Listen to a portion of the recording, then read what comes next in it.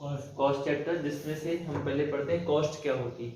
ठीक है, कॉस्ट इसकी डेफिनेशन क्या है?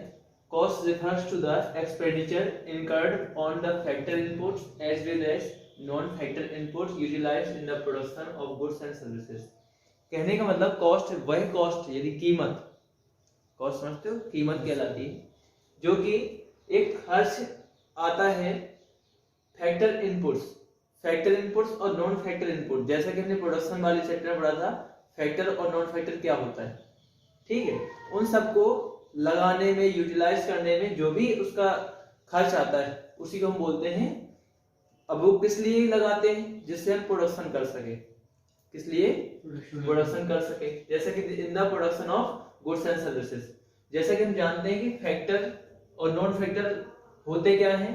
जैसे कि फैक्टर में आपको लैंड, लेबर, कैपिटल और एंटरप्रेन्योर आ जाता है। ठीक है, और नॉन फैक्टर में क्या आता है? आपका रॉ मटेरियल है, इलेक्ट्रिसिटी है, ट्रांसपोर्टेशन वगैरह, ये सब चीजें आपकी आ जाती है। अब कॉस्ट से रिलेटेड कुछ और भी कॉस्ट होती है। ठीक, कॉन्सेप्ट है कुछ कॉस्ट से रिलेटेड जिनको अदर कॉस्ट में भी डिफाइन किया गया है। जैसा आपके यहाँ दे रखा है रियल कॉस्ट। क्या है पहला? Real cost. It is that cost या जो मेंटल और फिजिकल एफर्ट्स के द्वारा होती है, लेकिन इसको मेजर नहीं किया जा सकता। जैसे हम कुछ इसमें क्या करते हैं, जैसे हमने कुछ सोच रहे, जब कोई सोचेंगे तभी तो चीज होगी। ठीक है, तो एक तरह देखा है तो कॉस्ट तो उसकी कुछ ना कुछ तो कीमत है। भले अगर हम सोच लेंगे तो उसको कोई कॉस्ट नहीं देनी पड़ेगी। ठीक है, या उसको कोई देखते हो कि उसमें प्लानिंग करने के लिए हमें एम्प्लॉय लगाना पड़ता है। तो देखने जाते हैं मेंटल और फिजिकल एफर्ट्स होते हैं कि पता नहीं किसको हो सकता है कोई 1000 रुपए वाला एम्प्लॉय काम कर जाए और कोई 10,000 वाला ना कर पाए। तो इसको एक्चुअली में किसने कितना वर्क किया, इसको मनी की टर्म में मेजर नहीं किया जा सकता। तो क्या है रियल कॉस्ट? मेंटल और physical efforts spend to the produce a commodity, जो कि किसी कमोडिटी प्रोड्यूस करने में लगाई जाती है, स्पेंड की जाती है। It can not be measured, जिसको हम मेजर नहीं कर सकते। फिर आपका सोशल कॉस्ट क्या है? Social cost society has to bear on production process in the economy. Social cost कुछ ऐसी कॉस्ट होती है जिसका लॉस एक तरह से कह सकते हैं, जिसको बियर, यानी बियर का मतलब धारण करना। तो कौन धारण करता है? ये सोसाइटी करती है। जैसा कि प्रोडक्शन हम करें, ठीक है, फैक्ट्री लगाएंगे, मशीनरी होगी, तो उससे कितने सारे पॉल्यूशन निकलेंगे, बहुत सारे। जैसे कि एयर है, नॉइज है, वाटर, सब पॉल्यूशन, सॉइल पॉल्यूशन सब तो है। तो इस तरीके से क्या होती है? सोशल कॉस्ट होती है, जिसको समाज के लोग उसको बियर करते हैं। कौन करते हैं? Bear on the product, society has to bear on the production. ठीक है, फिर है इम्प्लिसिट कॉस्ट। क्या है? इम्प्लिसिट कॉस्ट वो कॉस्ट होती है कि जैसे कि हमने सेल्फ ऑन या हमारी खुद की लैंड, कहने का मतलब जैसे हम अपने ही मकान में कुछ प्रोडक्शन करना स्टार्ट कर दें, वहां का हमें रेंट तो किसी को देना नहीं पड़ेगा ना। तो क्या होगा? इम्प्लिसिट कॉस्ट वो कॉस्ट होती है जो कि रियल में होती तो है, लेकिन हम किसी को पे नहीं करते। क्या होती है? वास्तव में होती तो है, ऐसा नहीं कि होती नहीं। हमारे रेंट का किराया अगर हम किसी को अपना मकान किसी और को दे रखा होता तो वहां क्या उसकी कॉस्ट नहीं होती कि हमें रेंट नहीं मिलता। बट इम्प्लिसिट कॉस्ट क्या है कि कुछ ऐसी कॉस्ट होती है जिसकी कुछ ना कुछ कीमत तो होती है, लेकिन हमें किसी को देना नहीं पड़ता। फिर एक्सप्लिसिट कॉस्ट एक कैश पेमेंट होता है, जैसा कि इम्प्लिसिट का अपोजिट देख लो। ठीक है ना, इम्प्लिसिट में क्या था? हमें किसी को देना नहीं पड़ता, यहाँ पे क्या होगा? आपको देना पड़ेगा, यानी outside of the firm for purchase and hire of goods. कुछ भी हम परचेज करते हैं या कुछ भी सर्विसेज लेते हैं या कुछ गुड्स को हायर कर रहे हैं, ले रहे हैं, मंगा रहे हैं, तब उस समय हमें एक्सप्लिसिट कॉस्ट में खर्च करनी पड़ती है, देनी पड़ती है। फिर है आपका अपॉर्चुनिटी कॉस्ट। आप एक अपॉर्चुनिटी वर्ड ही सुन चुके हैं बहुत सारे चैप्टर में। अपॉर्चुनिटी का मतलब है कि आपकी जो नेक्स्ट अल्टरनेटिव यूजेस आने वाला है। ठीक है, मार्जिनल अपॉर्चुनिटी कॉस्ट पढ़ा था, एमओसी वगैरह पढ़ा होगा। तो इसी तरीके से देखा जाए तो अपॉर्चुनिटी का मतलब है कि नेक्स्ट जो अल्टरनेटिव आने वाला है। ठीक है, नहीं अगली यूनिट का जैसे प्रोडक्शन करोगे तो इसको छोड़ो, जो अगली यूनिट का प्रोडक्शन करने जा रहे हो ना, उसमें लगने वाला कॉस्ट को हम क्या बोलते हैं? Opportunity cost. तो इस प्रकार से आपको कॉस्ट का कुछ था। इसके बाद नेक्स्ट टॉपिक देखते हैं।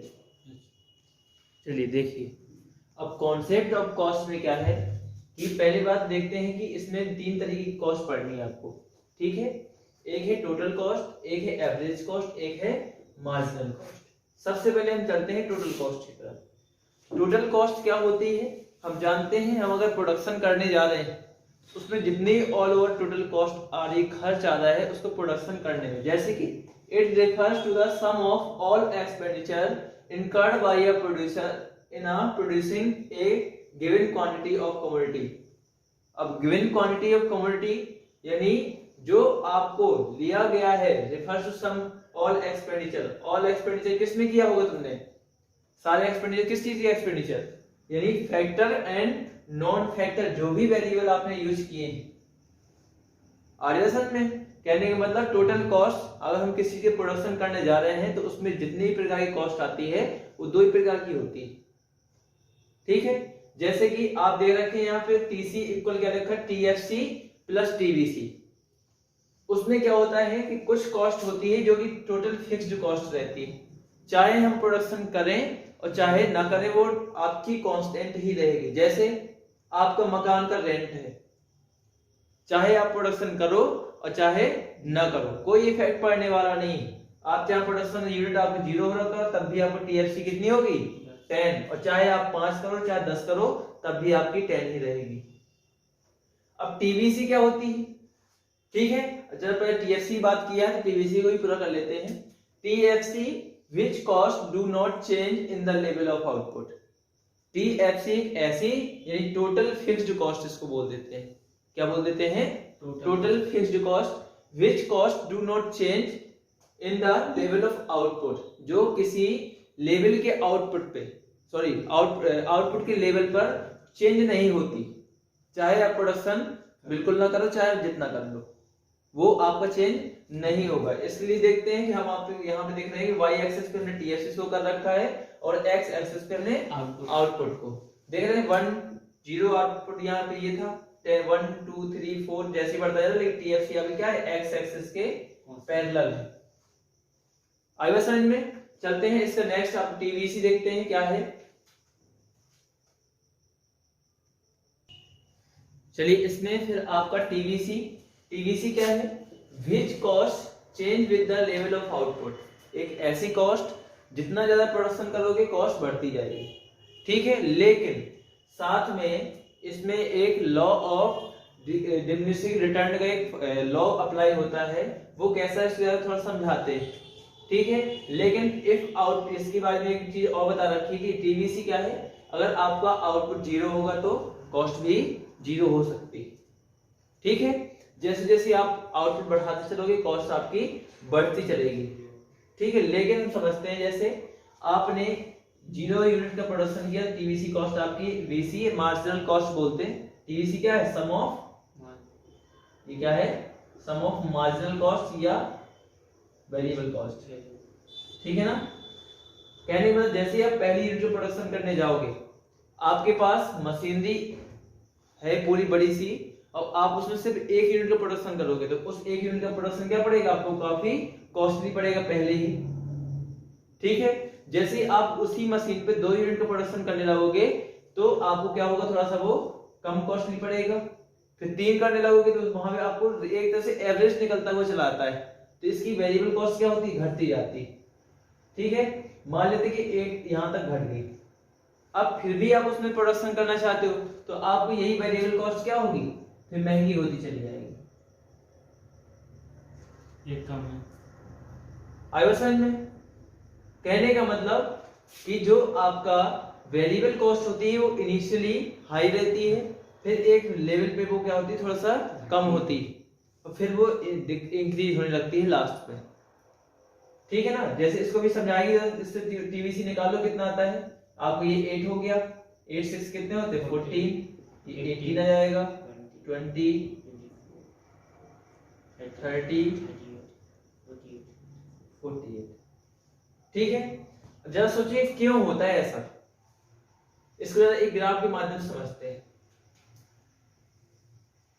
ये आपका आउटपुट, ये है आपका टीवीसी, ठीक है। आप मान लीजिए ये 1 2 3 4 5 6 7 8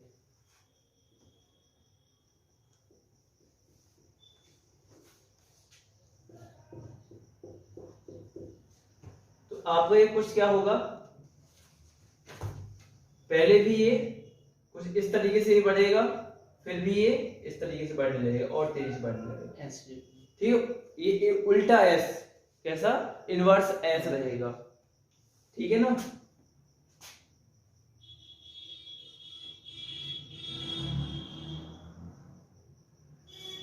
इसका शेप इनवर्स एस शेप का होता है, ठीक है। देखो ये इनिशियली बढ़ रहा है, तो ये इनिशियली बढ़ती रेट से बढ़ेगा, सॉरी गलत कह दिया, इनिशियली जब बढ़ेगा तो ये घटती रेट से बढ़ेगा, कैसे बढ़ेगा, घटती रेट से, यानी डिक्रीजिंग रेट से इंक्रीज होगा।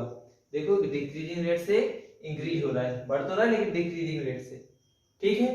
फिर लास्ट में क्या होगा, इंक्रीजिंग रेट से इंक्रीज होगा, क्या होगा, इंक्रीजिंग रेट से इंक्रीज हो, देखो बहुत तेजी से बढ़ने लगा। तो आया समझ में, यहाँ तक ये होता है आपका टीवीसी, और टीवीसी और टीएफसी मिलके क्या बन जाते हैं, टीसी, यानी टोटल फिक्स्ड कॉस्ट होती है और टोटल वेरिएबल कॉस्ट होती है, इन दोनों को अगर मिला दोगे तो हमें मिल जाती है टोटल कॉस्ट, ठीक है ना।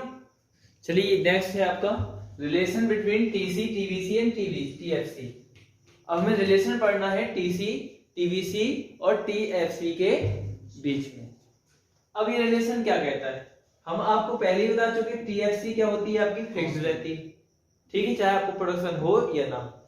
फिर है आपका टीवीसी, टीवीसी प्रोडक्शन जैसे ही आप इंक्रीज करते जाते हो तो ये पहले इनिशियली जो होगी तो डिक्रीजिंग रेट से इंक्रीज होती है, फिर एक लेवल पे पहुंच के ये इंक्रीजिंग रेट से इंक्रीज होने लगती है।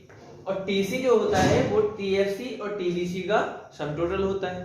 देखते हैं जरा, 10 आ जाएगा, 18 24 28 30 34 40 48 और 58। अब आप इनको ग्राफ में कैसे शो करते हैं देख लो जरा। ये आपका आउटपुट कहला जाएगा, यहाँ पे टीसी, टीएफसी और टीवीसी तीनों लिखा है, ठीक है ना। फटाफट से ऐसे ड्रॉ कर लोगे, 1 2 3 4 5 8, यहाँ पे ले लो 5,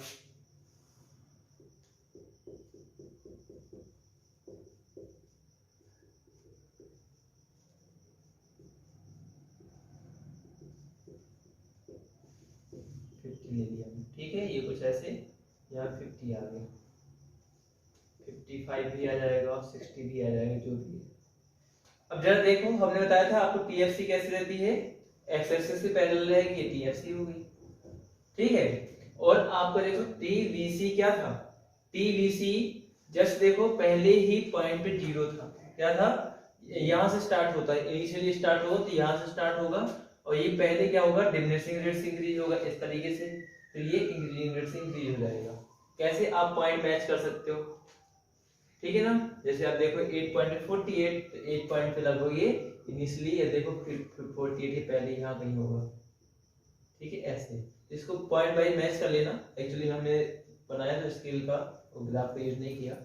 फिर चलते हैं टीएफसी, टीएफसी और टीसी देखो जरा, इनिशियली 0 पॉइंट पे कितना है, कांस्टेंट है, यानी टीएफ जो आपका टीसी होगा, जहां पे आपका टीएफसी होगा उस जगह से स्टार्ट होगा, कहां से, यहां से स्टार्ट होगा, और ये इस रेट पे जाएगा, ये आपका कहलाएगा टीवीसी, ये कहलाएगा टीसी।